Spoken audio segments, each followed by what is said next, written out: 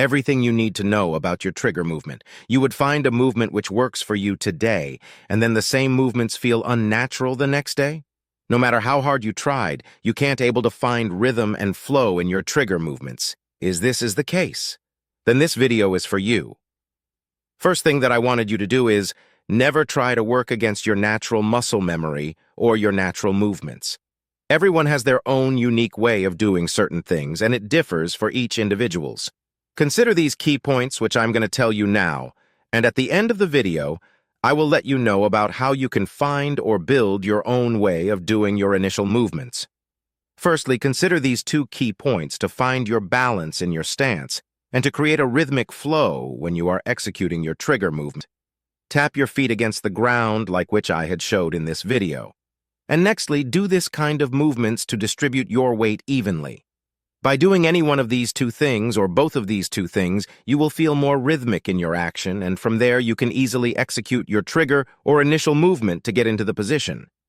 But if you are standing static without any movement in your body, and then if you tried to do your trigger movement, it will never feel natural, and you will feel like forcing yourself to do the upcoming movements.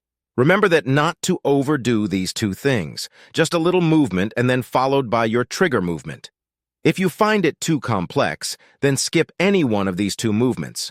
Secondly, as we humans have a lot more control over our hands than our leg, so lead your trigger movement with a pre-movement of your hand and then followed by other parts like your foot, head, and so on.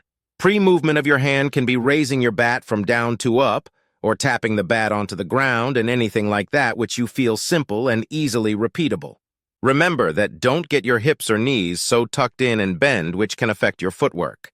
You should place your foot in a manner that it should be easy for you to move it, both front and back, to transfer your weight effectively. Thirdly, you don't want your front foot to cross across the back foot, and you don't want your head to fall across towards the off side. In both of these cases, we will find ourselves struggling to play on the leg side. You can check whether your head is falling or not by telling your friend to pause at random deliveries like which my friend does. Finally, here is how you can find or build your initial movements. You can do this in your free time at your home. Pick your bat up and stand against a wall at certain distance. Forget about technique, your trigger movement, your shot making and everything. Imagine a bowler running in and bowling at you. Just before the bowler releases the ball, let your body to execute the initial movement. Remember, your focus is on the bowler's action and the release point, and not on your trigger movement. Remember this, and allow your body to execute the movements automatically. Reflect, as you may do any mistakes, and redo it again and again. Here we go. You had found your trigger movement. That's how you can build your trigger movement, because trigger movements should be natural and shouldn't be forced. The best way to build or find one is allowing your body to do its movement rather than copying other professional cricketers and trying to implement it, which will lead to an utter failure.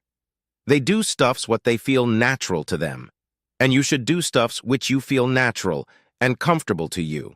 Some others' movement will be that their back foot goes first and then followed by their front foot. But in some other cases, both legs together move.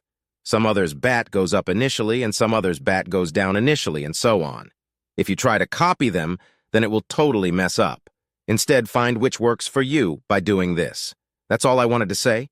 Go pick your bat up, stand against a wall at certain distance, focus only on the bowler, not on anything else, and allow your body to react to its own movements. Because this is what you're going to do in matches as well, that you will never think about it, and it will be automatic. Congratulations, you had found your trigger movement which best suits only for you. And remember that your trigger movement may change with time, and you no need to bother about that. As long as you are in balance, everything will be fine. Finally, consider giving us a like and a subscribe, which appreciates me to post further.